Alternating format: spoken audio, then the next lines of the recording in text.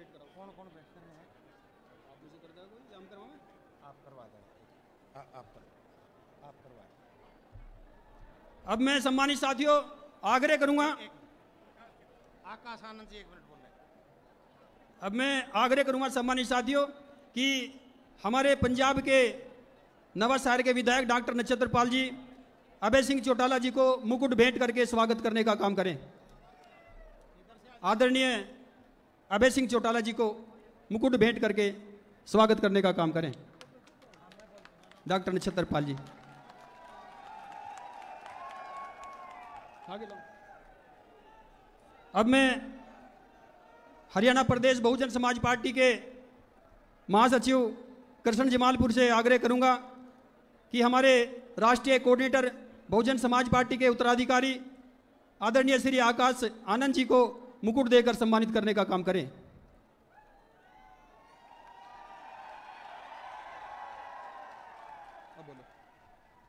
Bahujan Samaj party के राष्ट्रीय coordinator आदरणीय श्री आकाश आनंद जी से मेरा सादर अनुरोध है, ये हरियाणा प्रदेश के कोने कोने से पधारे हुए हरियाणा के संघर्षशील लोग हैं, आप इनका अभिवादन करें। एक बार आप आकर के अपना शुभ संदेश। आकाश आनंद साहब, खास आग्रह और अनुरोध है आपसे, जब तक सूरज चांद रहेगा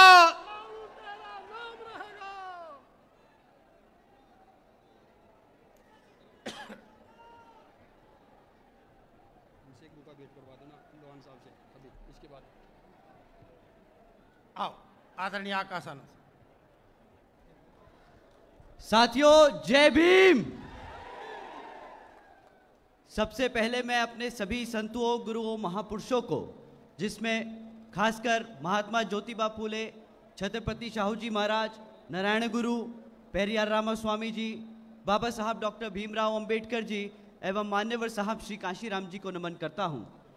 साथियों, आज मैं आप सभी को चौधरी देवीलाल जी के जन्मदिन पर आप सभी को तहे दिल से धन्यवाद करता हूं और आप सभी को शुभकामनाएं देते हैं।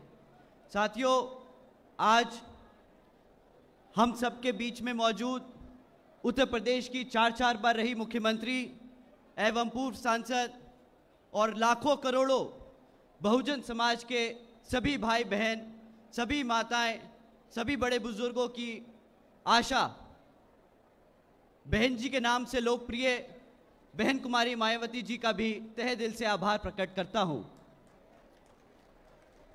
साथियों, हम सबके बीच में मौजूद श्री ओम प्रकाश चौटाला जी, जो इनेलो INLD के राष्ट्रीय अध्यक्ष, और हम सबके बीच में हरियाणा प्रदेश के होने वाले मुख्यमंत्री श्री अभय सिंह चौटाला जी का भी तहे दिल से आभार प्रकट करता हूं। साथियों, आज आप सबके बीच में हम सबके बड़े यहाँ मौजूद हैं, तो मैं आप लोगों का और समय ना लेते हुए जिस तरीके से, जिस कर्म में हमारे सभी बड़े यहाँ पर आपको आशीर्वाद देने का काम करेंगे, तो आप उन सब का पूरा आदर सम्मान करके उन सब का मैसेज आप लेके पूरे हरियाणा में जाइएगा और इस कार्यक्रम को सफल बनाए। हमारे सभी कार्यकर्ता, हमारे सभी नेतागण, हमारे सभी पदाधिकारी, आप सभी का तहे दिल से धन्यवाद। यहाँ पर मौजूद हमारे सभी बड़े नेतागण, आप सभी का भी तहे दिल से धन्यवाद। आप सभी का मैं तहे दिल से आभार प्रकट करता हूँ। जय भीम, जय भारत। बहुत बहुत धन्यवाद। पार्टी के राष्ट्रीय प्रवक्ता, नारनौंद विधानसभा से BSP इनेलो के संयुक्त उम्मीदवार श्री उमेद लोहान साहब से मेरा निवेदन है, आदरणीय कुमारी बहन मायावती जी को बुक्का भेंट करके सम्मान करें। आदरणीय उमेद सिंह लोहान साहब, जोरदार तालियां लोहान साहब।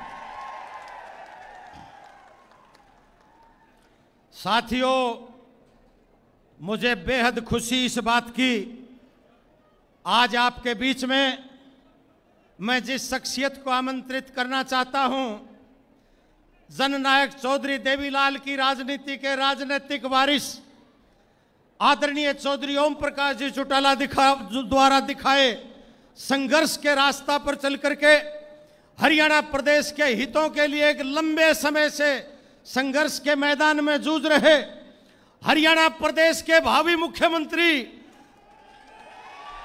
2 मिनट भाई साहब 2 मिनट का टाइम अभिवादन आपके बीच में आपको संबोधित करें केवल 2 मिनट का समय लूंगा। आपको रामफल जी कुंडू पगड़ी भेंट करके सम्मानित कर रहे। साथियों, हरियाणा प्रदेश की संस्कृति में मान और सम्मान का सबसे बड़ा सूचक पगड़ी होता है और चौधरी साहब ओम प्रकाश चौटाला को जब जब हरियाणा प्रदेश में पगड़ी जहां जहां पहनाई गई, एक वाक्य इन्होंने कहा था कि चाहे मुझे कुछ भी हालात से गुजरना हो, हरियाणा प्रदेश के द्वारा दी गई पगड़ी को किसी गैर के दरबार में झुकने नहीं दूंगा। 85 साल की उम्र में 10 साल की कैद काटना कबूल कर लिया, लेकिन हरियाणा प्रदेश की पगड़ी को गैर की चौखट पर झुकना मंजूर नहीं किया।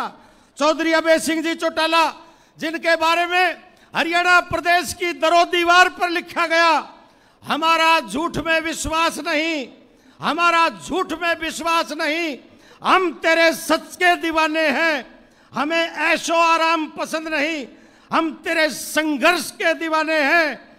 तुमसे हमें दिखती है ताऊ देवी लाल की झलक, हम तो अभय सिंह चौटाला तेरे दीवाने हैं। और जब से SYL नहर की लड़ाई लड़ी, जब 24 फरवरी से पदयात्रा शुरू करी, 4000 किलोमीटर तय करके हरियाणा प्रदेश में आज आपके बीच में आए। हरियाणा प्रदेश की दरो दीवार पर लिखा गया, या रात अंधेरी बीत रही, या रात अंधेरी बीत रही, अब होनी सुबह उजियारी है। और ये खट्टर हुड्डा तो देख लिए, अभय सिंह तेरी बारी है। आदरणीय चौधरी अभय सिंह जी चौटाला।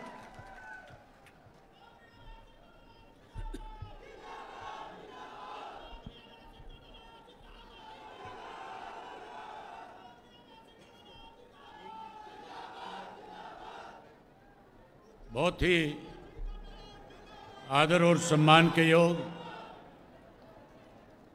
बहुजन समाज पार्टी की राष्ट्रीय अध्यक्ष, उत्तर प्रदेश की 4 बार रही मुख्यमंत्री चौधरी देवीलाल जी के सम्मान दिवस पे आज हमारे बीच में मुख्य अतिथि के रूप में आए बहन कुमारी Mayawati ji, Indian national Lokdal party के राष्ट्रीय अध्यक्ष, आप सबके दिलों पे राज करने वाले आदरणीय चौधरी ओम प्रकाश चौटाला जी, बहुजन समाज पार्टी के राष्ट्रीय कोऑर्डिनेटर आकाश आनंद जी, बहुजन समाज पार्टी के पंजाब, हरियाणा और चंडीगढ़ के प्रभारी श्री रणधीर बेनीवाल जी, इंडियन नेशनल लोकदल पार्टी के प्रदेश के अध्यक्ष, पूर्व में रहे मंत्री चौधरी रामपाल माजरा जी, मेरे साथ मंच पे बैठे हुए दोनों पार्टियों के राष्ट्रीय, प्रदेश, जिला और हल्का स्तर के सभी नेतागण, 90 के 90 विधानसभा क्षेत्र के दोनों पार्टियों के संयुक्त उम्मीदवारगण, आज के इस चौधरी देवीलाल जी के सम्मान दिवस पे आए हुए हरियाणा भर के आदरणीय मेरे पिता तुल्य बुजुर्गों, नौजवान साथियों, सम्मान के योग्य माताओं, बहनों, पत्रकार, छायाकार दोस्तों, साथियों, आज इस भांगड़ की ऐतिहासिक धरती पे लाखों की संख्या में आए हुए प्रदेश भर से जन सलाब के रूप में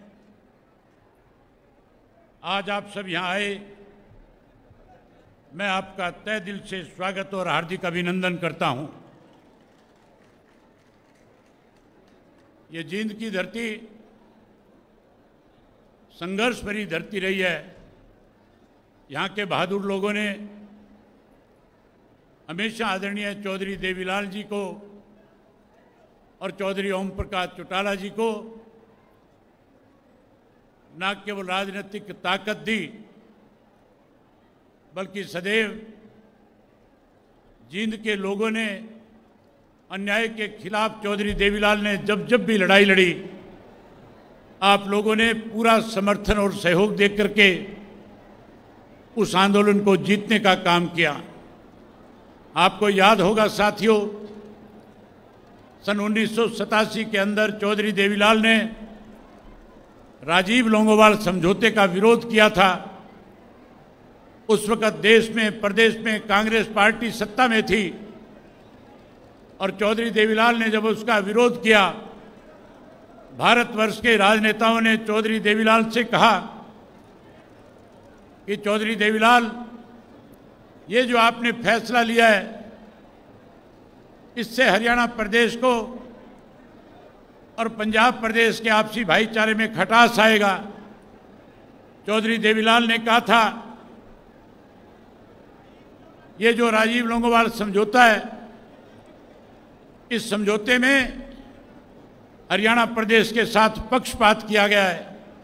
मैं भी चाहता हूं पंजाब में शांति हो, पंजाब का उग्रवाद खत्म हो, लेकिन अगर कोई हरियाणा के साथ कुठाराघात करे, हरियाणा के लोगों को अपमानित करके, हरियाणा प्रदेश को कमजोर करके, हरियाणा के हिस्से के पानी को कम करके, हरियाणा की राजधानी पंजाब को दे करके अगर कोई वहाँ शांति स्थापित करना चाहता है, तो ये मेरे प्रदेश के लोगों के साथ सरासर अन्याय है। मैं इस अन्याय को कदापि सहन नहीं करूँगा और आखिरी दम तक हरियाणा प्रदेश के लोगों के साथ खड़ा होकर के हरियाणा के साथ न्याय कराने का काम करूँगा। साथियों, जब चौधरी देवीलाल ने न्याय युद्ध शुरू किया था, उसका समापन दिल्ली में करके और चौधरी देवीलाल ने कांग्रेस के खिलाफ बिगुल बजाया था जींद की धरती से, समस्त हरियाणा सम्मेलन के नाम से। जैसे आज आप लाखों की संख्या में आज यहाँ आए हो, इसी तरह जींद के हुसुड्डा के ग्राउंड के अंदर लाखों की संख्या में हरियाणा प्रदेश के लोग चल करके आए थे और चौधरी देवीलाल को अपना आशीर्वाद समर्थन दे करके कहा था कि हम आपको प्रदेश की बागडोर सौंपना चाहते हैं, हमें आपसे उम्मीद है आप हरियाणा के हितों को कमजोर नहीं होने देंगे।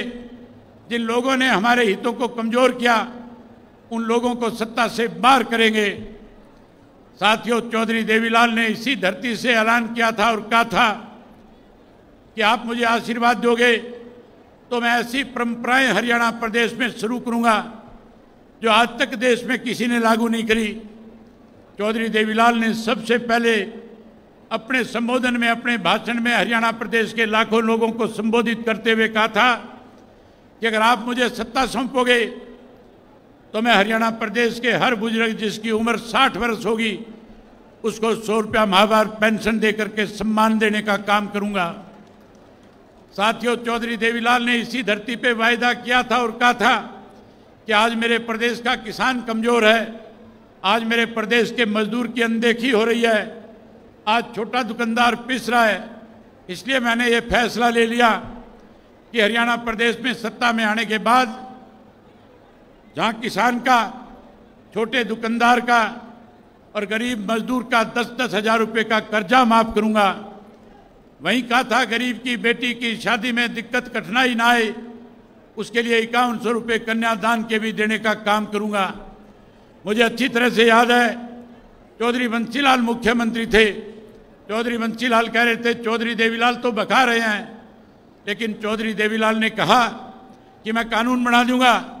और आपके आशीर्वाद से जब मुख्यमंत्री बने, चौधरी देवीलाल ने विधानसभा में कैबिनेट की पहली बैठक बुला करके अपने कैबिनेट सेक्रेटरी को आदेश दे दिया कि जाओ लिख करके लेकर के आओ, 100 रुपया माहवार पेंशन 60 वर्ष के बुजुर्ग को दूंगा। लिख के लाओ 100 रुपया माहवार पेंशन, नीचे लिखो 10,000 के कर्जे माफ और उसके नीचे लिखो 5100 रुपये कन्यादान के। वो तीनों बातें लिख करके कैबिनेट में आई चौधरी देवीलाल ने कैबिनेट से पास करवा के और तीनों के तीनों आपसे किए हुए वायदों को पूरा करने का काम किया था। साथियों, इस धरती ने हमेशा हमें ताकत दी।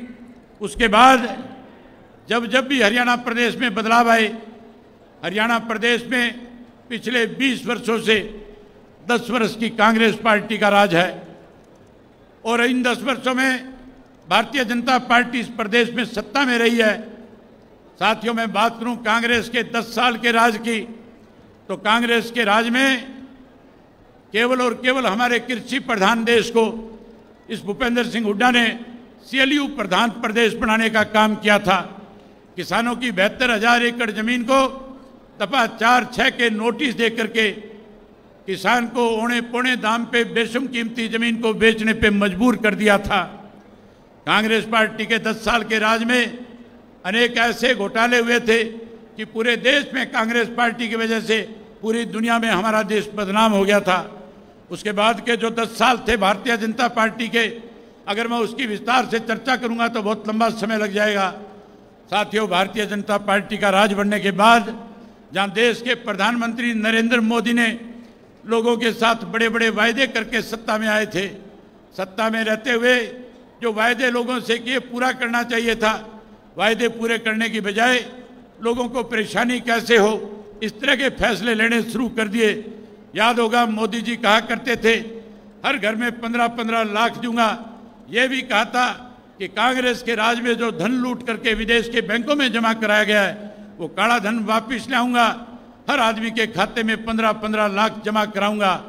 जब सरकार बनने के बाद पूछा गया पैसा दिया नहीं तो कहने लगे जुमला था। वहीं साथियों, किसान के साथ बड़ा धोखा किया। ये कहा था कि स्वामीनाथन की रिपोर्ट को लागू करूंगा। ये भी कहा था कि 2022 के अंदर किसान की फसल के दाम 2 गुना कर दूंगा और कहा था MSP का कानून बना दूंगा। 13 महीने तक किसान को दिल्ली के चारों तरफ बॉर्डर पे बैठा करके 750 से ज्यादा किसानों की शहादत लेकर के मोदी को समझ में आया था कि किसान मर सकता है लेकिन घर वापसी नहीं करेगा, इन तीनों काले कानूनों को खत्म करा करके जाएगा। एक समय उस वक्त ऐसा भी आया था जब मैं उस किसान आंदोलन के अंदर आप लोगों के आशीर्वाद से किसानों के साथ लड़ाई लड़ रहा था, खड़ा था। मुझे किसान नेताओं की तरफ से ये कहा गया कि अगर सही मायने में आप हमारे मददगार हो, हमने पूरे देश के राजनेताओं के बीच में एक बात रखी है कि अगर आप हमारी मदद करना चाहते हो तो पहले पदों से इस्तीफा देकर के आओ, आप भी कोई बड़ा फैसला लो। मैंने अपने साथियों से बात करी और फैसला लिया कि हम चौधरी देवीलाल जी की नीतियों को आगे बढ़ाएंगे, हम उनके दिखाए हुए रास्ते पर चलेंगे। और फैसला ले लिया कि 26 जनवरी तक या तो तीनों काले कानून खत्म हो जाएंगे, अगर ये काले कानून खत्म नहीं किए गए तो 27 जनवरी को इस्तीफा दे करके किसानों के साथ खड़ा हो जाऊंगा। 26 जनवरी को काले कानून खत्म नहीं हुए थे। 27 जनवरी को विधानसभा में जाकर के अध्यक्ष के मुंह पे इस्तीफा मार के और 27 जनवरी को किसानों के बीच में जाकर के खड़ा हो गया था। किसानों की लड़ाई लड़ी और तब तक उस लड़ाई में उनके साथ रहा था जब तक किसान के साथ सरकार की तरफ से जो भेदभाव किया जा रहा खत्म नहीं हो गया था। साथियों, भाजपा के राज में न केवल महंगाई बढ़ी, भ्रष्टाचार बढ़ा, भाजपा के राज में कानून व्यवस्था खत्म होगी। वहीं हमारे पढ़े लिखे नौजवान को जमीन बेच करके विदेश जाने पे मजबूर होना पड़ा, बेरोजगारी बढ़ गई। उसके साथ साथ साथियों, जहां बेरोजगारी बढ़ी है वहीं हमारे प्रदेश के अंदर नशा बढ़ गया, अपराध बढ़ गया। आज इस प्रदेश का किसान दुखी है, आज इस प्रदेश का मजदूर दुखी है, आज इस प्रदेश का व्यापारी और कर्मचारी दुखी है। आज पूरा प्रदेश इस भारतीय जनता पार्टी को सत्ता से बाहर करना चाहता है। वहीं साथियों, जो कांग्रेस पार्टी सत्ता के सपने ले रही है, जो कांग्रेस पार्टी रोजाना ये कह रही है कि हम सत्ता की तरफ बढ़ रहे हैं, हम सत्ता में आ रहे हैं, उस पार्टी की हालत ऐसी है, उनके नेताओं के बोल इस किस्म के हैं कि आज वो हमारी दलित महिलाओं को अपमानित करने का काम करते हैं। आज उनके नेता इस किस्म की भाषा का प्रयोग करते हैं जो मैं आपके सामने बोल करके बता भी नहीं सकता। आज उनके पास चुनाव लड़ाने के लिए उम्मीदवार भी नहीं है। आज हाशिए पे कांग्रेस आकर के खड़ी हो गई है। आज तो साथियों, कांग्रेस सत्ता में आने के लिए किस तरह के लोगों के साथ लुभावने वायदे करने का काम कर रही है। मैं पिछले दिनों अखबारों में ऐड देख रहा था, उन ऐड में लिखा हुआ था कि अगर कांग्रेस पार्टी सत्ता में आएगी 300 यूनिट बिजली फ्री कर देगी। लिखा हुआ था कि 6,000 पेंशन कर देंगे, उसमें लिखा हुआ था गरीब को 100 गज का प्लाट दे देंगे। उसमें अनेक ऐसे वायदे लोगों के साथ कर रहे थे और ये कह रहे थे कि आप हमें सत्ता में लेकर के आओ। ये केवल सत्ता का लॉलीपॉप था, ये केवल आपको लुभाने की बात थी। वायदे तो पूरे किए थे चौधरी देवीलाल ने, और जो वायदे हम आपके बीच में करेंगे, हम आपसे वायदा करते हैं चौधरी देवीलाल की नीतियों को आगे बढ़ाएंगे। और जो वायदा आज मैं आपके बीच में करके जाऊंगा, उन वायदों को बहुजन समाज पार्टी और इंडियन नेशनल लोकदल पार्टी की सरकार बनने के बाद हम पहली कलम से पूरा करने का काम करेंगे। वायदे अगर पूरे किसी ने किए तो उत्तर प्रदेश के अंदर बहन मायावती ने मुख्यमंत्री बनने के बाद किए थे। जहां गरीब को नौकरी दी, वहीं गरीब आदमी को कैसे अमीर आदमी के बराबर खड़ा किया जाए, इसलिए उन्होंने उनको कम ऋण के ऊपर पैसा दे करके ऊपर आगे बढ़ाने का काम किया था। कैसे गरीब आदमी का उत्थान हो, इसके लिए संघर्ष किया, लड़ाई लड़ी थी। आज जो वायदे मैं आपके बीच में करूंगा, आप हमें सत्ता में लेकर के आओ, सरकार बढ़ाओ। आपकी सरकार बनने के बाद जो बातें आज मैं आपके बीच में कह करके जाऊंगा, उनको पूरा करने का काम करूंगा। साथियों, मैं आपसे एक बात, कोई भी वायदा आपसे करने से पहले आपसे एक बात पूछना चाहता हूं। अगर आप मेरी बात से सहमत होंगे तभी मैं आपके सामने अगली बात रखने का काम करूंगा। मैं आपसे पूछना चाहता हूं, क्या आपको मेरी कही हुई बात पे विश्वास और भरोसा है या नहीं है? आपको यह विश्वास है कि जो बात मैं आपके बीच में कह करके जाऊंगा, सत्ता में आने के बाद उसको पूरा भी करके दिखाऊंगा? अगर आप मेरी बात से सहमत हैं तो एक बार दोनों हाथ उठा करके कहो कि सहमत हैं। साथियों, चौधरी देवीलाल जी ने 100 रुपया पेंशन बढ़ाई थी, आज से 35 वर्ष पहले बढ़ाई थी। वो 100 रुपया आज के 10,000 से भी ज्यादा है। आज किसी ने पेंशन बढ़ाई तो चौधरी ओम प्रकाश चौटाला जी ने उसको आगे बढ़ाने का काम किया था। साथियों, कांग्रेस के लोग कह रहे हैं 6,000 करेंगे। मैं उन कांग्रेसियों से पूछना चाहता हूं, 10 साल राज था, कहां मर गए थे तुम? तब तुमने पेंशन क्यों नहीं बढ़ाई? आज केवल लालच दिया जा रहा है। ये रीत चौधरी देवीलाल ने चलाई थी, इस रीत को आगे चौधरी ओम प्रकाश चौटाला ने बढ़ाया था, और इसको और आगे ले जाने का काम बहुजन समाज पार्टी और इंडियन नेशनल लोकदल पार्टी दोनों मिलकर के करेगी। हम 100 रुपये वाली पेंशन 7500 रुपया महीना करके बुजुर्गों का मान सम्मान बढ़ाने का काम करेंगे। वही साथियों, आज हमारे प्रदेश में बेरोजगारी देश में सबसे ज्यादा है। 2 लाख से ज्यादा पद सरकारी नौकरियों के खाली पड़े हैं। मैं अनेक गांव में गया हूं, छोटे छोटे बच्चे जो है पलायन करके विदेशों में अपनी जमीनें बेच के, हम उन बच्चों के लिए अच्छी पॉलिसी बनाने का काम करेंगे। और वहीं हर घर से एक पढ़े लिखे नौजवान बच्चे को, चाहे वो बेटा है बेटी है, उसको सरकारी नौकरी कानून बना करके देने का काम करेंगे। जो बच्चा नौकरी से वंचित रह जाएगा उसे मायूस नहीं होने देंगे। हम उस बच्चे को जब तक नौकरी नहीं लग जाएगा 21,000 रुपया बेरोजगारी भत्ता देकर के उसका मान सम्मान बढ़ाएंगे। वहीं उसके साथ साथ हमारी लाखों हजारों की संख्या में माताएं बहनें आई बैठी है। मोदी इनसे झूठ बोल रहा था, कह रहा था कि मैं माताओं बहनों को चूल्हे से पूछा छुड़ा दूंगा, कहता था घर घर में गैस का कनेक्शन पहुंचा दूंगा, गैस का सिलेंडर मुफ्त में दूंगा। आज कांग्रेस वाले कहते हैं 500 का कर देंगे। ये 10 साल में जो 250 रुपये में चौटाला साहब के राज में मिला करता था, इन्होंने महंगा किया था, महंगाई बढ़ाई थी। ये लोग आज केवल बरगलाने के लिए, आज केवल वोट हासिल करने के लिए इस तरह की बात कहते हैं। आपको माताओं बहनों को चिंता करने की जरूरत नहीं है। आप सरकार बढ़ाओ। संगठन की सरकार बनने के बाद फिर मैं भरी सभा में आपसे वायदा करता और कहता हूं कि सरकार बनने के बाद महीने की 1 तारीख को हरियाणा प्रदेश की बहुजन समाज और इंडियन नेशनल लोकदल पार्टी की सरकार की तरफ से आपको गैस का सिलेंडर हर महीने मुफ्त में मिला करेगा। जहां आपको गैस का सिलेंडर फ्री में दूंगा, वहीं माताओं और बहनों को 1100 रुपये उस सिलेंडर के साथ आपके खाते में जमा कराऊंगा, ताकि आपकी रसोई बढ़िया चले, किसी किस्म की दिक्कत ना आए। वहीं उसके साथ साथ साथियों 4 काम और करूंगा। मुफ्त में पानी पीने का हर घर में टूंटी पहुंचा करके देने का काम करेंगे। ये तो बिजली के कहते हैं 300 यूनिट माफ करेंगे, मैं कहता हूं बिजली के मीटर पड़वा करके मनोहर लाल खट्टर के घर भिजवा दूंगा। हर किसी को डोमेस्टिक लाइट का 1 नया पैसा बिल नहीं भरना पड़ेगा, पूरा बिजली का बिल माफ करेंगे। सोलर सिस्टम लगाएंगे गांव गांव में, और हर गांव में बिजली की सप्लाई मुफ्त में देने का काम करेंगे। वहीं उसके साथ साथ ओल्ड पेंशन स्कीम को भी लागू करेंगे। जिस कांग्रेस ने ओल्ड पेंशन स्कीम खत्म करी थी, मैं कर्मचारियों से कहना चाहूँगा, मौका आ गया बदला लेने का, यही तरीका है बदला लेने का। अब आप इसके साथ साथ आपकी पेंशन जहाँ बहाल करूँगा, वहीं कांग्रेस को सबक सिखाओ जिस कांग्रेस ने आपकी पेंशन काटने का काम किया था। जहाँ बिजली और पानी मुफ्त करेंगे, वहीं ऐसे स्कूल गांव में बना करके दूंगा कि शहर के बच्चे चल करके गांव के स्कूल में पढ़ने आया करेंगे और शिक्षा मुफ्त में प्राप्त करने का काम करेंगे। वहीं उसके साथ साथ परमात्मा ना करे कोई बड़ा बुजुर्ग या कोई भी घर का मेंबर बीमार हो जाए। साथियों, कांग्रेस वाले कहते हैं 20 लाख तक का इलाज मुफ्त कराएंगे, कोई कहता है 10 लाख तक का कराएंगे। मैं आपसे भरी सभा में कह रहा हूं, आप सरकार बनाओ, हरियाणा प्रदेश का नागरिक परमात्मा ना करे कभी बीमार हो, हरियाणा स्वच्छ स्टेट बनकर के रहे। अगर कोई बीमार हो जाएगा तो चाहे कलकत्ता बंबई जाके भी इलाज कराए, हम उसका इलाज मुफ्त में कराने का काम करेंगे, एक पैसा उसका खर्च नहीं होने देंगे। वहीं उसके साथ साथ साथियों, आज जो नौकरियां जिस तरह से आज हरियाणा प्रदेश के अंदर पर्ची खर्ची की बात की जाती है, ये पर्ची खर्ची वालों के तो करोड़ों करोड़ों रुपए दफ्तरों में पकड़े गए हैं। वहीं उसके साथ साथ आज अनुसूचित जाति के लोगों को, आज बैकवर्ड क्लास के लोगों को आज कौशल रोजगार योजना के तहत नौकरी से वंचित किया जा रहा है। हम इस कौशल रोजगार योजना को खत्म करेंगे, पक्की नौकरी का प्रबंध करेंगे। और वहीं उसके साथ साथ जो आंगनवाड़ी वर्कर है, उसके साथ साथ जो आपकी आशा वर्कर है, और उसके साथ साथ जो सफाई का कर्मचारी है, और उसके साथ जो आपका नरेगा का कर्मचारी है, हम उनको पक्का करने का काम करेंगे।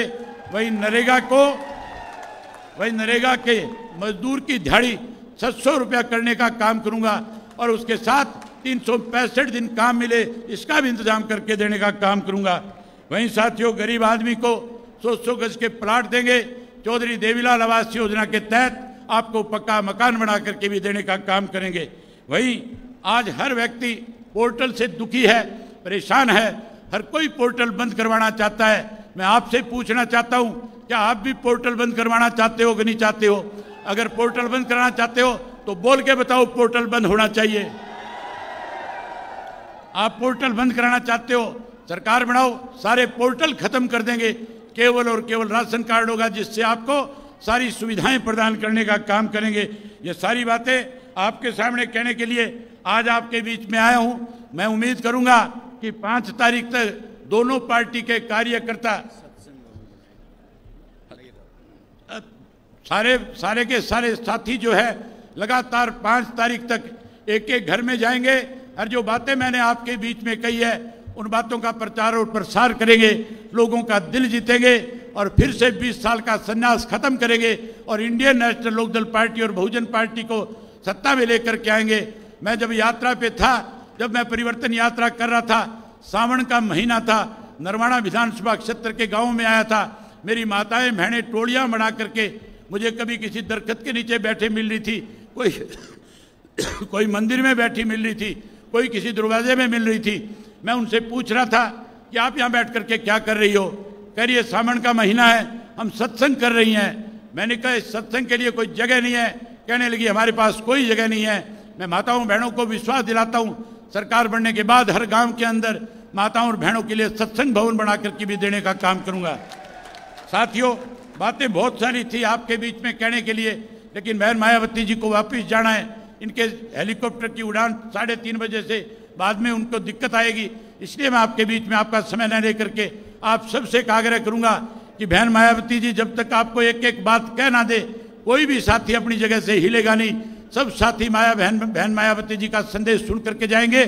वहीं चौधरी ओम प्रकाश चौटाला जी भी आप सबको आशीर्वाद देने का काम करेंगे। आप लाखों की संख्या में आए, आपने लाखों की संख्या में आकर के आज चौधरी देवीलाल के प्रति अपने श्रद्धा सुमन अर्पित किए। मैं आप सबका बहुत आभार व्यक्त करता हूं, आपका धन्यवाद व्यक्त करता हूं, और आपसे उम्मीद करता हूं कि अब की बार इंडियन नेशनल लोकदल पार्टी और बहुजन पार्टी की सरकार बनाने में बड़ा योगदान करने का काम करोगे। एक बार चौटाला साहब को और बहन मायावती जी को विश्वास दिलाओ कि हम आपकी सरकार बनाने जा रहे हैं। दोनों हाथ खड़े करके जोर से कहो, सरकार बनाने जा रहे हैं। आप सब ने मेरी बात सुनी, आप सबका बहुत धन्यवाद। जय हिंद, जय हरियाणा। सम्मानित साथियों, अब हम आमंत्रित करते हैं बहुजन समाज पार्टी की राष्ट्रीय अध्यक्ष, उत्तर प्रदेश की 4 बार रही मुख्यमंत्री, इस देश के शोषितों, पीड़ितों, गरीबों की मसीहा, सर्वे समाज के मान और सम्मान का प्रतीक आदरणीय बहन कुमारी मायावती जी से निवेदन पूर्वक आग्रह करते हैं कि आएं और इस जनसभा को संबोधित करने का काम करें। सम्मानित साथियों, सम्मानित साथियों, गंभीरता से सुनना, गंभीरता से। हुटिंग कोई नहीं करेगा, कोई व्यक्ति हुटिंग नहीं करेगा, बिल्कुल गंभीरता से सुन करके गंभीरता से सरकार बनाने का काम करो। आदरणीय बहन कुमारी मायावती जी।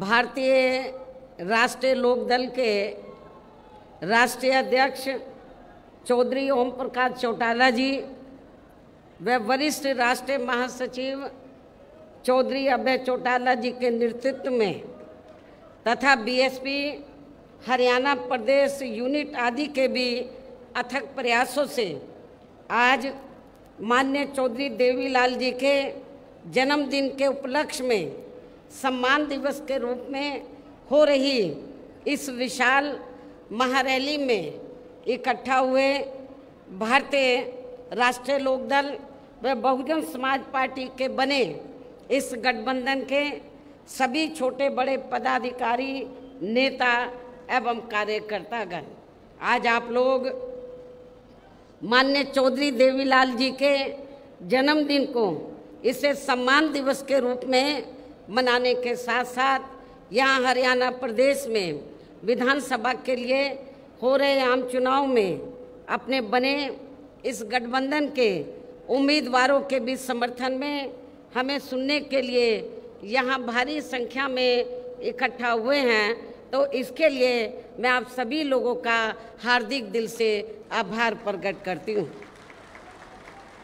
और जिनको अर्थात गठबंधन के उम्मीदवारों को कामयाब बनाने के लिए भारतीय राष्ट्रीय लोकदल के राष्ट्रीय अध्यक्ष चौधरी ओम प्रकाश चौटाला जी व वरिष्ठ राष्ट्रीय महासचिव चौधरी अभय चौटाला जी और इनके सभी साथीगण तथा बीएसपी के भी नेशनल कोऑर्डिनेटर श्री आकाश आनंद व यहाँ के संयोजक श्री रणधीर बेनीवाल और इनके भी सभी साथीगण पूरे जी जान से लगे और इस गठबंधन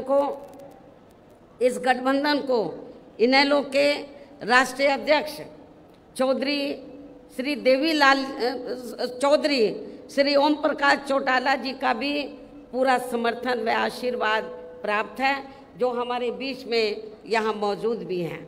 और अब मैं यहाँ आपके हरियाणा प्रदेश में अपने इस गठबंधन की, अपने बने इस गठबंधन की सरकार बनाने के संबंध में कुछ ज़रूरी बातें आप लोगों के सामने रखूं, लेकिन इससे पहले मैं माननीय चौधरी देवीलाल जी के जन्म दिवस पर इनको शत शत नमन व अपने हार्दिक श्रद्धा सुमन अर्पित करने के साथ ही इनके देश व जन सेवा को भी पूरे तहे दिल से आदर सम्मान करती हूँ। हालांकि इनके बारे में वैसे आप लोगों को ये मालूम है कि ये देश के उप प्रधानमंत्री व हरियाणा प्रदेश के मुख्यमंत्री भी रहे हैं। साथ ही इन्होंने यहाँ के हरियाणा को अलग से राज्य बनाने में भी अपनी काफ़ी सक्रिय व निर्णायक भूमिका निभाई है। किसानों के हित के लिए इन्होंने काफ़ी संघर्ष व आंदोलन भी किया है, जिसमें वे जेल भी गए हैं। इसके पूर्व में देश की आज़ादी के लिए भी इनका सराहनीय योगदान रहा है, जबकि कांग्रेस के राज में लगी इमरजेंसी में इनको भी जेल में जाना पड़ा है। इसके साथ साथ ये सामाजिक क्षेत्र में व राजनीति में भी काफ़ी सक्रिय रहे हैं। ये अपनी पार्टी भारतीय राष्ट्रीय लोकदल के संस्थापक व राष्ट्रीय अध्यक्ष भी रहे हैं। इस प्रकार से ये सीधे तौर पर देश व आम जनता से जुड़े रहे हैं। ऐसे महान व्यक्तित्व वे अपने समय में खासकर खुद के अपने समाज में तथा किसानों में भी अति लोकप्रिय रहे। माननीय चौधरी देवीलाल जी का आज जन्म दिवस है, जिनकी जयंती को सम्मान दिवस के रूप में मनाने व इनके इस कार्यक्रम में मेरे मुख्य अतिथि के रूप में शामिल होने के साथ साथ अपने गठबंधन के सभी छोटे बड़े सम्मानित नेता एवं कार्यकर्तागण आदि भी यहाँ भारी संख्या में पहुँचे हैं। तो उसके लिए मैं खासकर चौधरी ओम प्रकाश चौटाला जी व चौधरी अभय चौटाला जी को तथा इनके परिवार के सभी सदस्यों को व इनके सभी अनुयायियों व समर्थकों आदि को भी इस शुभ अवसर पर हार्दिक बधाई एवं शुभकामनाएं देती हूँ। जो ये लोग उनके बताए हुए रास्तों पर चलकर उनके कारवां को आगे बढ़ाने में पूरे जी जान से लगे हैं। और वैसे भी इस समय यहाँ विधानसभा के लिए हो रहे आम चुनाव में यदि बीएसपी व इनेलो का बना ये गठबंधन अपनी सरकार बना लेता है तो फिर यही इनके लिए इस बार इनको सच्ची श्रद्धा भी होगी। इस उम्मीद के साथ ही यहाँ हो रहे विधानसभा चुनाव में अब मेरा ये कहना है कि अपने देश को आज़ाद हुए व भारतीय संविधान को भी लागू हुए यहाँ बरसों बीत चुके हैं और इस लंबी अवधि में केंद्र व आपके हरियाणा प्रदेश में भी विभिन्न विरोधी पार्टियों की सरकारें रही हैं। लेकिन दुख की बात यह है कि इस दौरान आपके यहाँ हरियाणा प्रदेश में भी अधिकांश विरोधी पार्टियों की रही सरकारों में सर्व समाज में से दलितों, आदिवासियों, पिछड़े वर्गों, मुस्लिम व अन्य धार्मिक अल्पसंख्यकों के साथ साथ गरीबों, मजदूरों, किसानों, व्यापारियों एवं अन्य मेहनतकश लोगों का भी पूर्ण रूप से विकास व उत्थान आदि नहीं हो सका है। जिनकी सरकारों की गलत नीतियों एवं गलत कार्य प्रणाली आदि को अब इन्हें और ज़्यादा आजमाने की ज़रूरत नहीं है।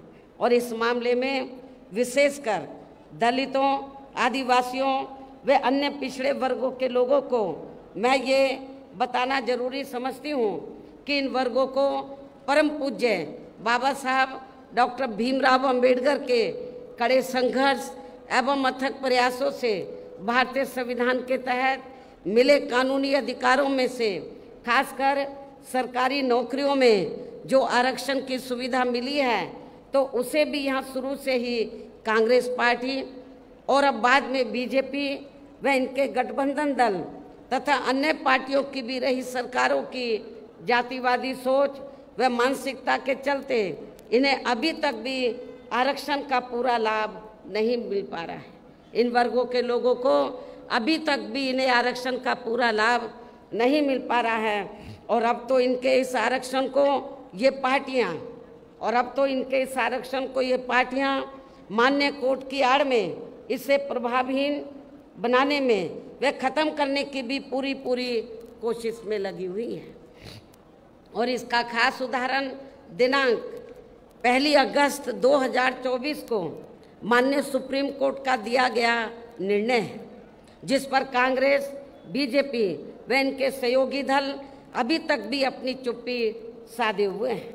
और इस संदर्भ में यदि केंद्र की भाजपा सरकार की व कांग्रेस की तथा इनके गठबंधन दलों की भी नीति व नीयत साफ होती तो फिर ये सरकार माननीय सुप्रीम कोर्ट के आरक्षण को लेकर आए निर्णय में जिसमें कोर्ट ने एससी व एसटी के आरक्षण में वर्गीकरण व क्रीमी लेयर आदि को लागू करने की बात कही है, जो उसे ख़त्म करने व फिर करने की बात कही है तो उसे ख़त्म करने व फिर से पूर्व की स्थिति में लाने के लिए विशेष सत्र बुलाकर संवैधानिक संशोधन विधेयक जरूर लाती यदि इनकी नीयत साफ होती तथा उसे पास भी जरूर करवाती और इसके लिए पूरा विपक्ष मिलकर सरकार पर दबाव भी जरूर बनाता।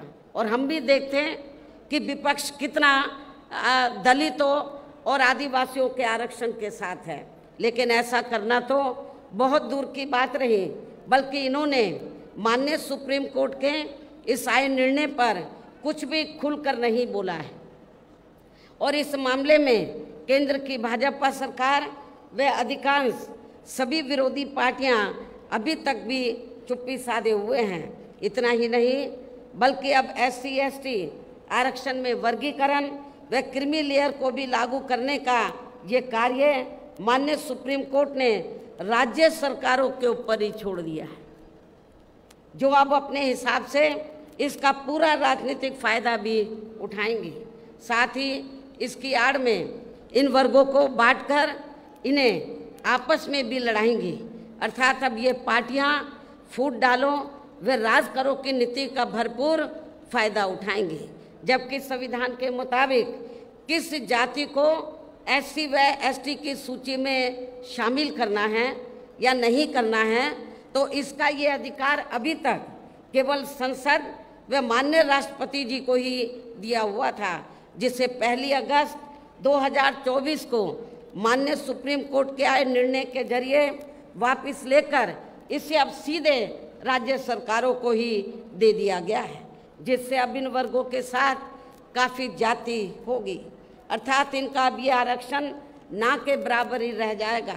और अब कांग्रेस के श्री राहुल गांधी ने तो विदेश में जाकर इनके सभी आरक्षण को ही आगे वक्त आने पर ख़त्म करने का ही ऐलान कर दिया है।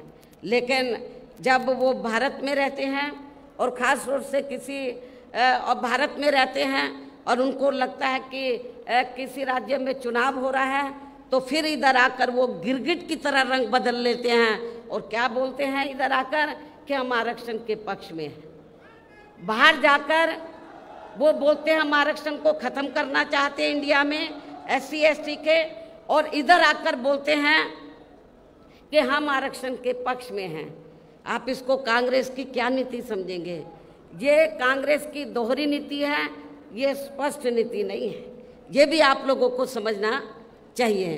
तो ऐसी कांग्रेस पार्टी जो SC ST के आरक्षण के बारे में कहती कुछ है और करती कुछ है, तो आपको इस पार्टी को जो इस बार हरियाणा में तो विधानसभा का आम चुनाव हो रहा है, इस चुनाव में खास तौर से दलितों को इनको सबक सिखाना बहुत ज़रूरी है।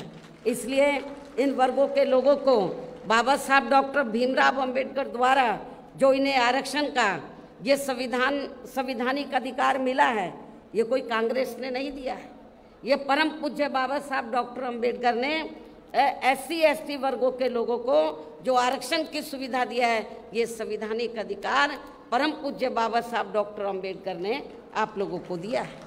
तो इसे बचाने के लिए अब इन सभी विरोधी पार्टियों को यहाँ आपके हरियाणा प्रदेश में हो रहे विधानसभा आम चुनाव में कतई भी अपना वोट नहीं देना है।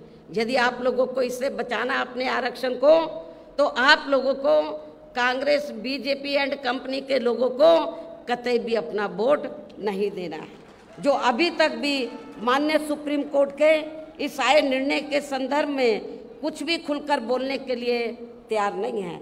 ऐसी स्थिति में अब इन वर्गों को इस चुनाव में अपने बने इस गठबंधन की सरकार बनाकर इसे लागू होने से तब तक लटकाकर व रोक कर रखना है जब तक केंद्र की सरकार कोर्ट के इस निर्णय को संवैधानिक संशोधन के जरिए खत्म करके इसे पुरानी स्थिति में बहाल नहीं कर देती है। इसको आपको राज्यों में पास नहीं होने देने का, इसको लटका के रखना है सुप्रीम कोर्ट के जजमेंट को, निर्णय को। कब तक? जब तक केंद्र की सरकार कोर्ट के इस निर्णय को संवैधानिक संशोधन के जरिए खत्म करके इसे पुरानी स्थिति में बहाल नहीं कर देती है। और इसके लिए अब आप लोगों को इस चुनाव में या उन सभी विरोधी पार्टियों को सत्ता में आने से जरूर रोकना है जो माननीय सुप्रीम कोर्ट के आए इस निर्णय के पक्ष में है, समर्थन में है।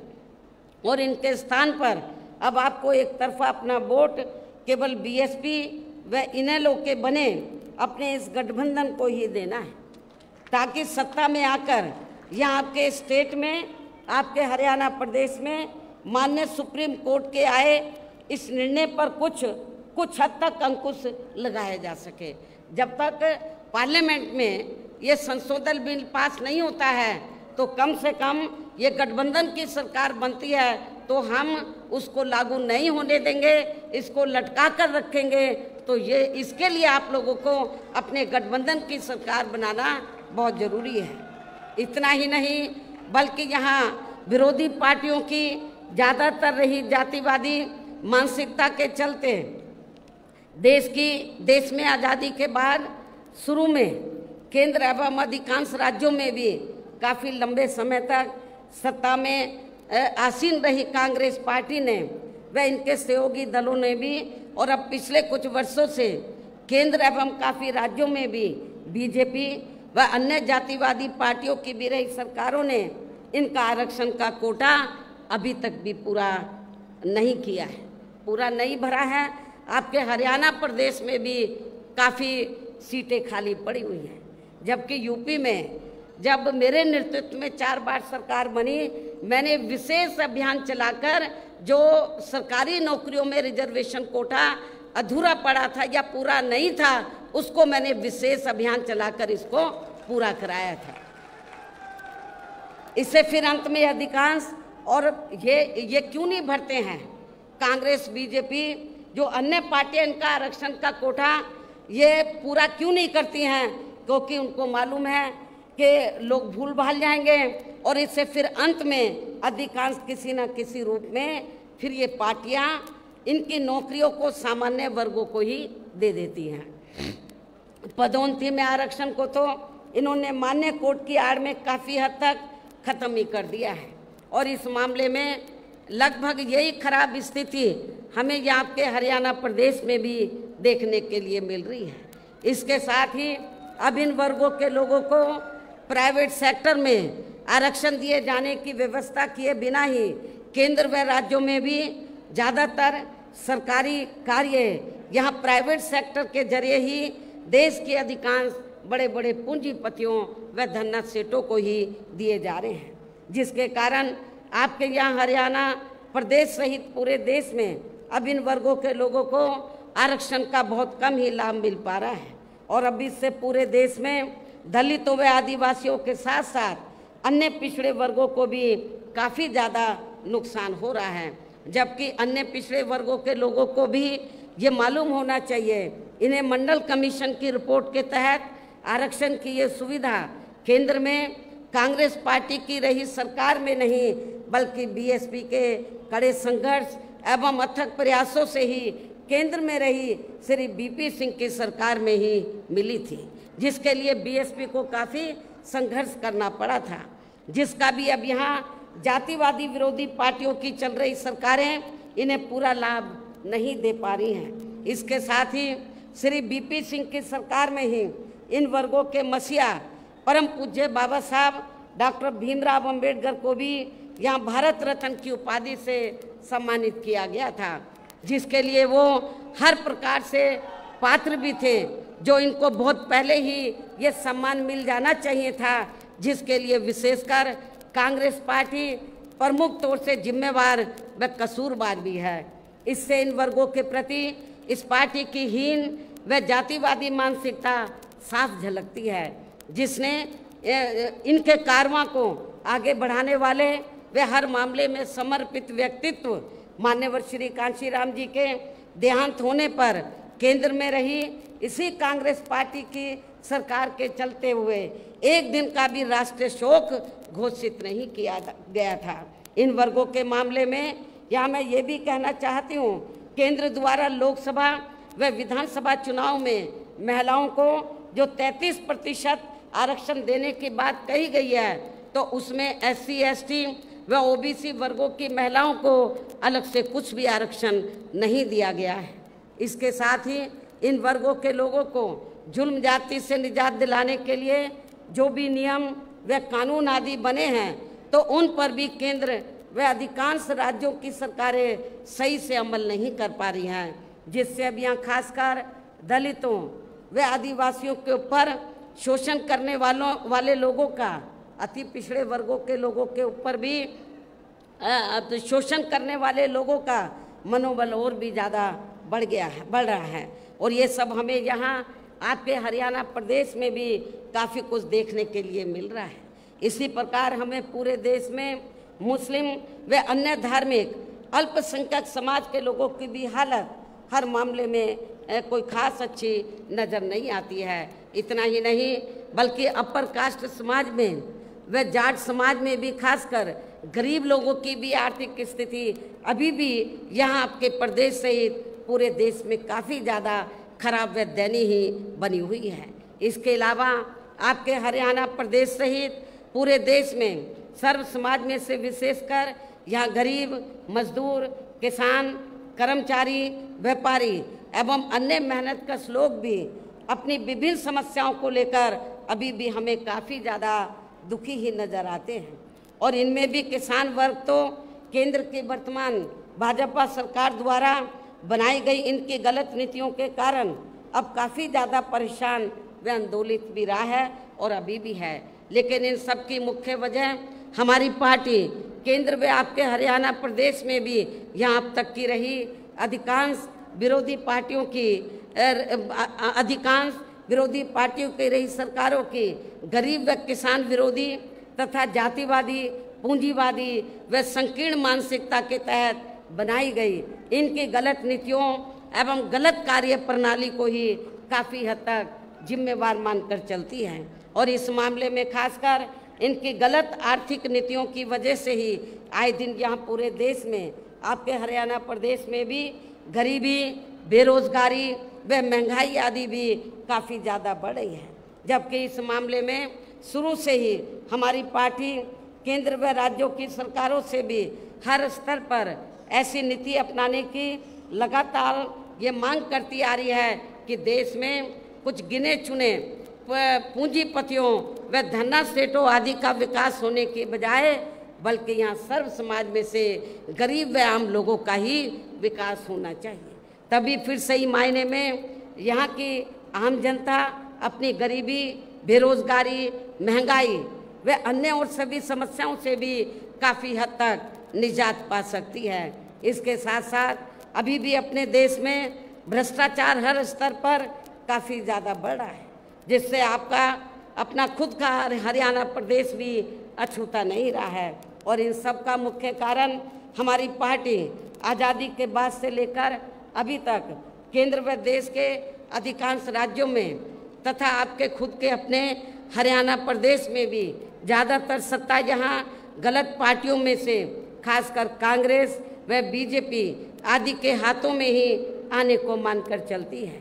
और इन पार्टियों को हमारी पार्टी इसलिए भी जिम्मेवार मानकर चलती है क्योंकि शुरू से ये पार्टियां केंद्र व देश के अधिकांश राज्यों में भी ज़्यादातर यहाँ बड़े बड़े पूंजीपतियों व धन्ना सेठों की ही आर्थिक मदद से सत्ता में आती रही हैं। और सत्ता में आ जाने के बाद फिर ये पार्टियां अधिकतर मामलों में अपनी आर्थिक एवं अन्य सभी नीतियां यहाँ गरीब व आम जनता की समस्याओं को दूर करने के हिसाब से तैयार नहीं करती हैं, बल्कि देश के उन बड़े बड़े पूंजीपतियों व धन्ना सेठों को ही फायदा पहुंचाने के हिसाब से अपनी अधिकांश नीतियां तैयार करती है, जिनके धन व बल से चुनाव लड़कर ज़्यादातर ये पार्टियां केंद्र व आपके राज्य सहित देश के अन्य राज्यों में भी अभी तक यहाँ सत्ता में आती रही हैं, जिसके कारण ही अब पूरे देश में व आपके खुद के अपने प्रदेश में भी अभी भी हमें यहाँ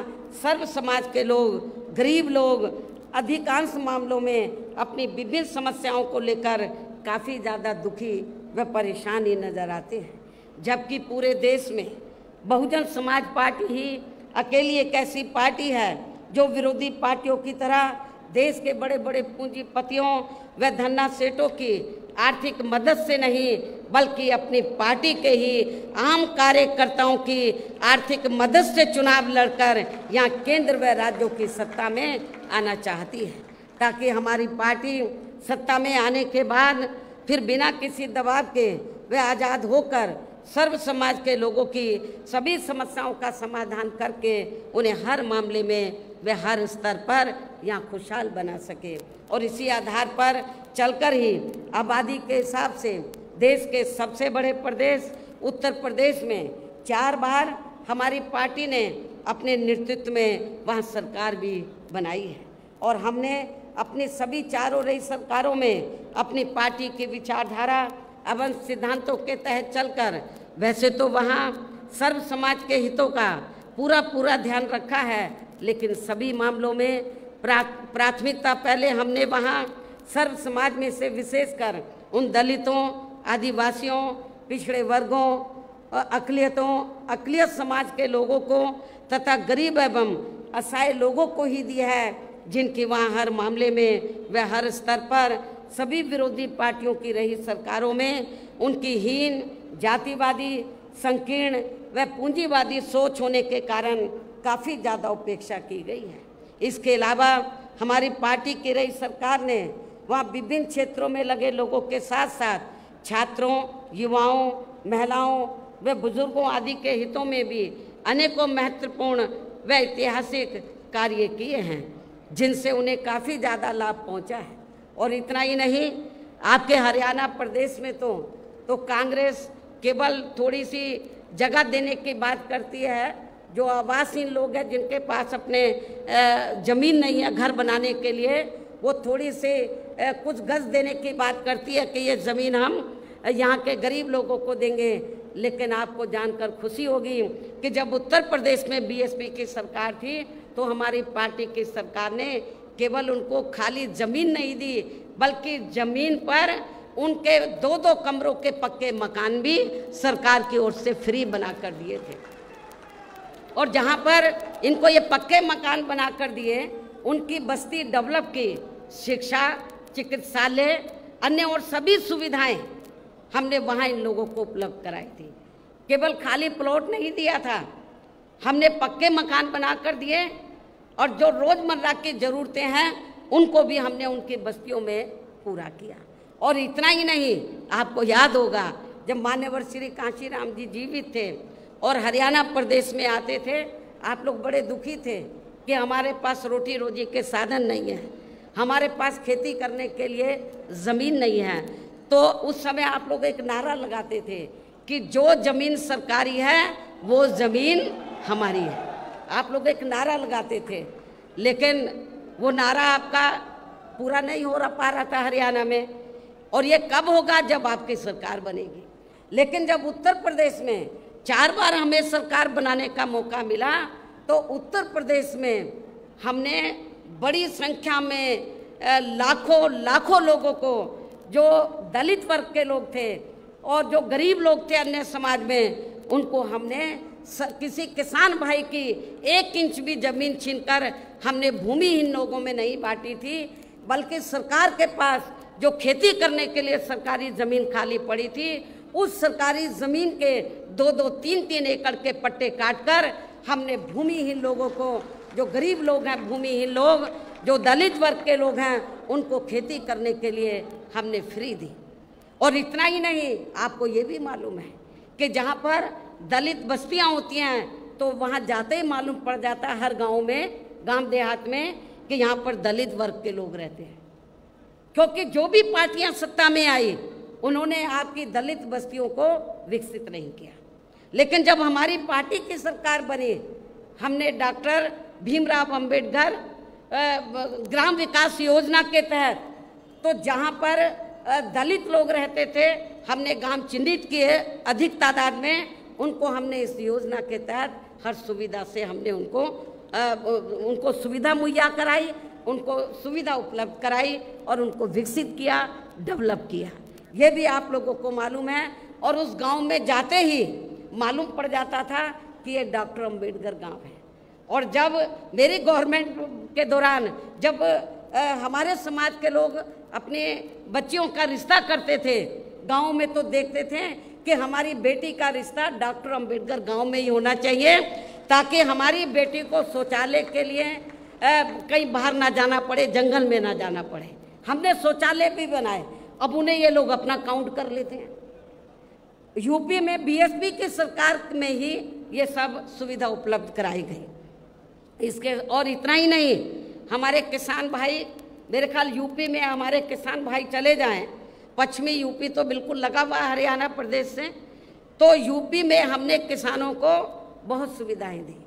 आज लोग याद करते हैं, गन्ने का रेट हमने कभी भी आज तक ना हरियाणा में ना यूपी में किसी भी पार्टी की सरकार ने इतना रेट नहीं दिया गन्ने का जितना हमने गन्ना किसानों को रेट दिया था।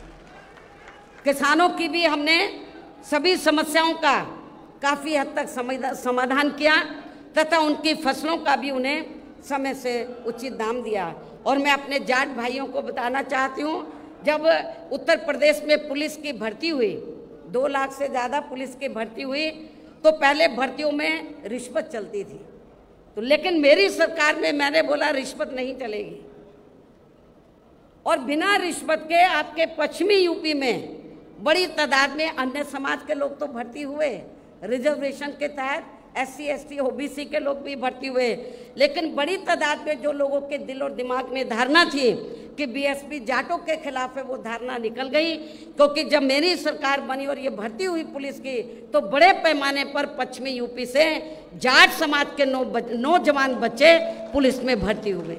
और आज आप गाँवों में चले जाओ, वो यही कहते हैं कि बहन जी ने बिना पैसे के हमारे बच्चों को नौकरी दे दी, पुलिस में भर्ती कर दिया।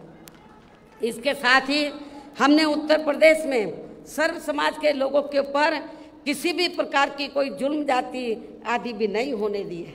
इतना ही नहीं, बल्कि हमारी पार्टी की रही सरकार ने वहाँ देश में दलित एवं अन्य पिछड़े वर्गों में समय समय पर जन्मे अपने महान संतों, गुरुओं व महापुरुषों में भी खासकर महात्मा ज्योतिराव फूले, छत्रपति शाहू जी महाराज, नारायण गुरु, बाबा साहब डॉक्टर भीमराव अंबेडकर एवं मान्यवर श्री कांशीराम जी आदि को भी विभिन्न रूपों में पहली बार वहाँ पूरा आदर सम्मान दिया है, जिन्हें विरोधी पार्टियों के लोग अभी तक भी आसानी से पचा नहीं पा रहे हैं। इस प्रकार से उत्तर प्रदेश में हमारी पार्टी ने अपने सभी चारों रहे शासनकाल के दौरान वहाँ हर मामले में व हर स्तर पर सर्व समाज के लोगों को काफ़ी बेहतरीन सरकार दी है। और यदि आप लोग भी यहाँ अपने हरियाणा प्रदेश में गरीबों एवं किसानों तथा आम जनहित के व विशेषकर कमजोर एवं उपेक्षित वर्गों के हितों में ऐसे ही कार्य करना चाहते हैं, इसके साथ ही आपके प्रदेश की जनहित से जुड़ी जो भी यहाँ स्थानीय समस्याएं हैं तो उन्हें भी दूर करना चाहते हैं, तो फिर आप लोगों को भी उत्तर प्रदेश की तरह ही अपने हरियाणा प्रदेश में भी यहाँ अपने बने इस गठबंधन की सर्वजन हिताय व सर्वजन सुखाय की नीतियों पर ही आधारित सरकार बनानी होगी। और जिसके लिए अब आप लोगों को यहाँ अपने हरियाणा प्रदेश में विधानसभा के लिए हो रहे आम चुनाव में अपने गठबंधन का बेहतर रिजल्ट लाना होगा। इसके साथ साथ आप लोगों को वोट पड़ने तक यहाँ की सत्ताधारी पार्टी व अन्य सभी विरोधी पार्टियों के साम दाम दंड भेद आदि हथकंडों से भी जरूर सावधान रहना है। और इस मामले में खासकर आप लोगों को विरोधी पार्टियों के जारी किए गए उनके हवाई व प्रलोभन भरे चुनावी घोषणा पत्रों आदि के बहकावे में भी कतई नहीं आना है, जिन्हें ये पार्टियां सत्ता में आने के बाद अधिकांश अमल में नहीं लाती है, जिस पर से अब जनता का काफ़ी हद तक विश्वास भी उठ गया है। इसलिए हमारी पार्टी किसी भी चुनाव में अपना कोई भी चुनावी घोषणा पत्र आदि जारी नहीं करती है। वैसे भी हमारी पार्टी कहने में बहुत कम बल्कि कार्य करके दिखाने में ही ज़्यादा विश्वास रखती है, अर्थात जो कहती है तो उसे करके भी दिखाती है, और ये सब हमने उत्तर प्रदेश में करके भी दिखाया है। और अब संक्षेप में मेरा यही कहना है कि आप लोगों को अपने खुद के व अपने हरियाणा प्रदेश के भी हित में यहाँ BSP व इनेलो के बने गठबंधन की ही सरकार बनाना बहुत ज़रूरी है। और अब आप लोगों को अपने इस गठबंधन के ही उम्मीदवारों को ज़्यादा से ज़्यादा कामयाब बनाना है, जिसके लिए BSP के उम्मीदवारों को हाथी चुनाव चिन्ह के सामने वाले बटन को दबा के तथा भारतीय राष्ट्रीय लोक दल के उम्मीदवारों को चश्मा चुनाव चिन्ह के सामने वाले बटन को दबा के इन्हें जरूर जिताना है। और फिर सरकार बनने पर ये भी मैं बताना चाहती हूँ कि फिर सरकार बनने पर गठबंधन की ओर से आपके हरियाणा प्रदेश का मुख्यमंत्री चौधरी अभय चौटाला जी को ही बनाया जाएगा। जिनको मेरे आशीर्वाद के साथ साथ इनके पिता चौधरी ओम प्रकाश चौटाला जी का भी पूरा आशीर्वाद प्राप्त है। वैसे माननीय चौधरी देवीलाल जी का भी हमेशा इन पर आशीर्वाद बना रहा है। इनके साथ साथ गठबंधन की ओर से बीएसपी का एक डिप्टी सीएम दलित वर्ग का, बीएसपी की ओर से एक डिप्टी सीएम दलित वर्ग का तथा दूसरा डिप्टी सीएम अन्य पिछड़ा वर्ग या अपर कास्ट समाज में से ही बनाया जाएगा। ये डिप्टी सीएम कौन होंगे इसका फैसला चुनाव का नतीजा आने के बाद ही लिया जाएगा। इन्हीं जरूरी बातों के साथ ही अब मैं आप सभी लोगों से अपने इस गठबंधन के अधिकांश उम्मीदवारों को, ज़्यादा से ज़्यादा उम्मीदवारों को जिताकर अपनी यहाँ सरकार बनाना जरूरी है, इसकी मैं पूरी उम्मीद भी करती हूँ। अंत में अब मैं केंद्र सरकार से देश में जातीय जनगणना कराने की भी विशेष मांग करती हूँ, अनुरोध करती हूँ, आग्रह करती हूँ, जिसको शुरू में केंद्र में रही कांग्रेसी सरकार ने और अब वर्तमान में चल रही बीजेपी की केंद्र की सरकार ने भी इसे अभी तक भी लटका के रखा है, इसे अमल में नहीं लाया है। और अब मैं माननीय चौधरी देवीलाल जी के जन्मदिवस पर, आज उनके जन्मदिवस पर इनको फिर से नमन करने के साथ ही उनके सभी अनुयायियों व समर्थकों आदि को भी पुनः हार्दिक बधाई एवं शुभकामनाएं देते हुए अपनी बात यहीं समाप्त करती हूँ। धन्यवाद। जय भीम व जय भारत।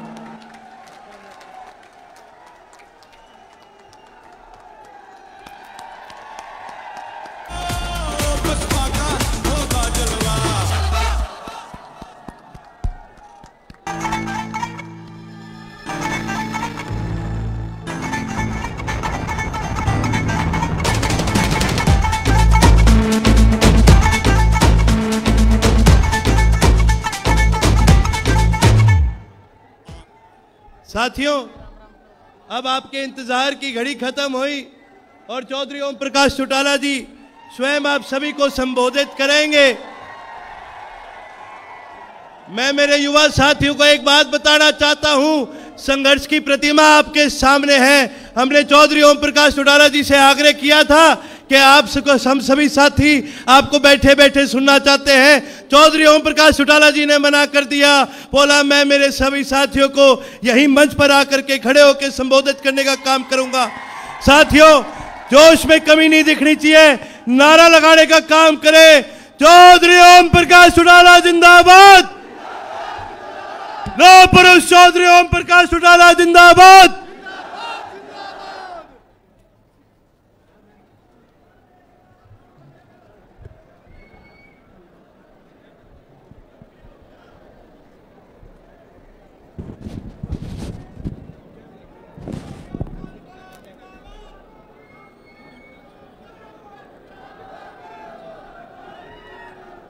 प्रधान जी,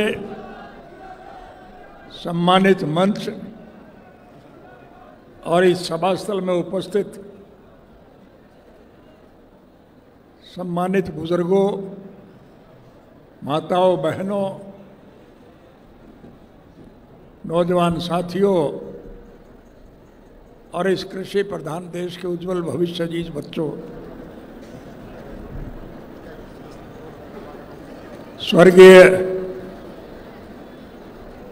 चौधरी देवीलाल जी के 110वें पवित्र जन्म दिवस के सिलसिले में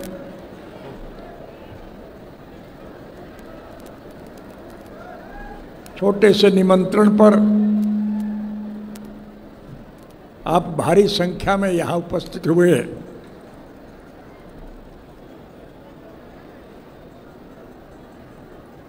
जितने लोग आप इस सभास्थल में बैठे हैं उससे कहीं ज़्यादा सड़कों पे बैठे हुए,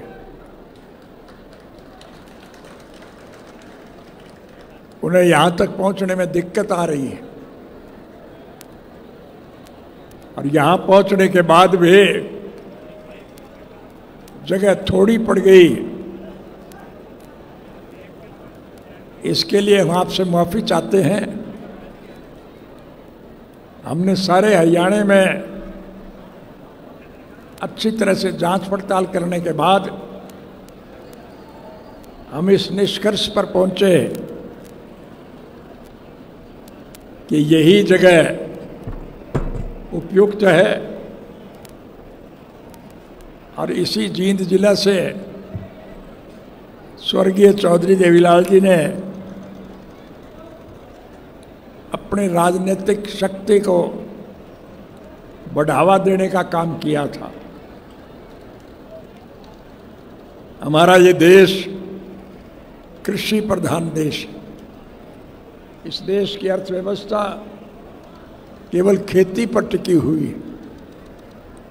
किसान खुशहाल है तो देश माला माल है, और अगर किसान कंगाल है फिर देश का बुरा हाल है।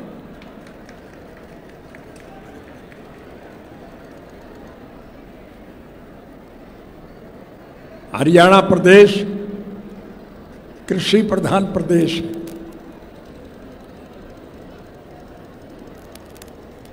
हमारे यहाँ रोजगार का साधन केवल मात्र खेत की पैदावार है, लेकिन दुर्भाग्य है कि आज देश में ऐसी हुकूमत है जिसने किसान के उत्पादन को पूरी तरह से कुचल के रख दिया है। गन्ना हम पैदा करते हैं, गन्ने का कोई खरीदार नहीं है। शुगर मिलों में अगर बिक भी जाए तो सालों साल पैसा नहीं मिलता है। लेकिन उस गन्ने को पीड़ने वाले लोग उसके इतने दाम तय करते हैं कि आम आदमी आज परेशान है।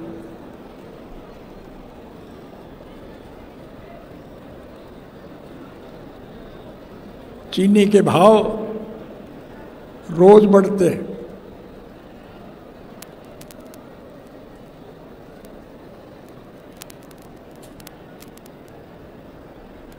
चना, मूंग, मोठ, मसर हम पैदा करते हैं,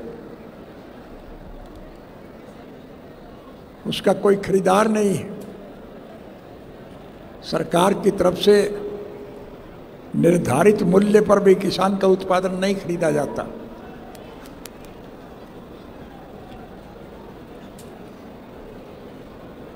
लेकिन उनको पीड़ने वाले दाल के दाम रोज बढ़ते हैं।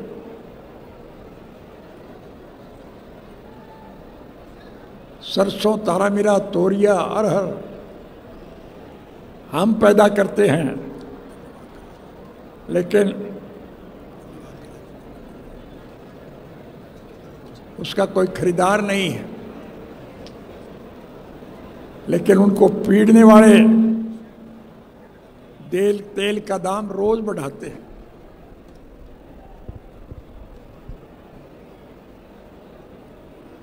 आप सुन करके ताज्जुब करेंगे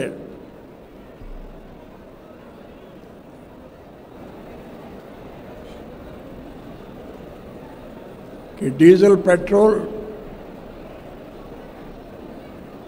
के दाम हम पैदा करते हैं, लेकिन वो हमें दाम नहीं मिलते। लेकिन जो लोग इसको खरीदते हैं वो इसके दाम रोज बढ़ाते हैं। आप ताज्जुब करोगे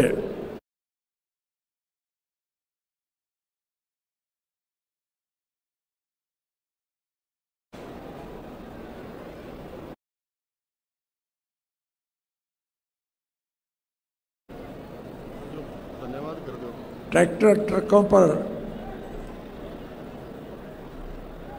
जो डीजल जलता है उसके दाम रोज बढ़ते हैं, लेकिन ताज्जुब करोगे कि वही तेल जो हवाई जहाज में जलता है उसके दाम रोज मंदे होते हैं,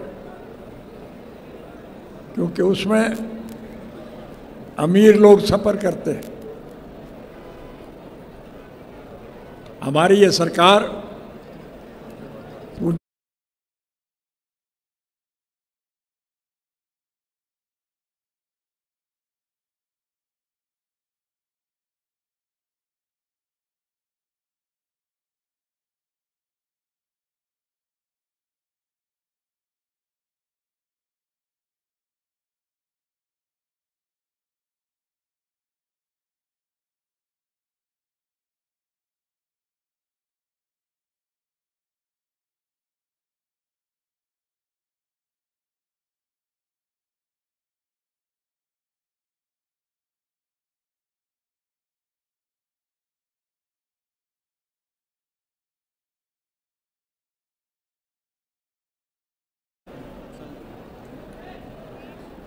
कि उन्हें जब भी सत्ता पक्ष के लोगों से बात करने का अवसर मिले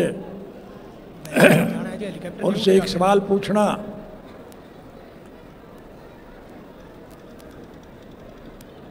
कि ये महंगाई कैसे बढ़ी है।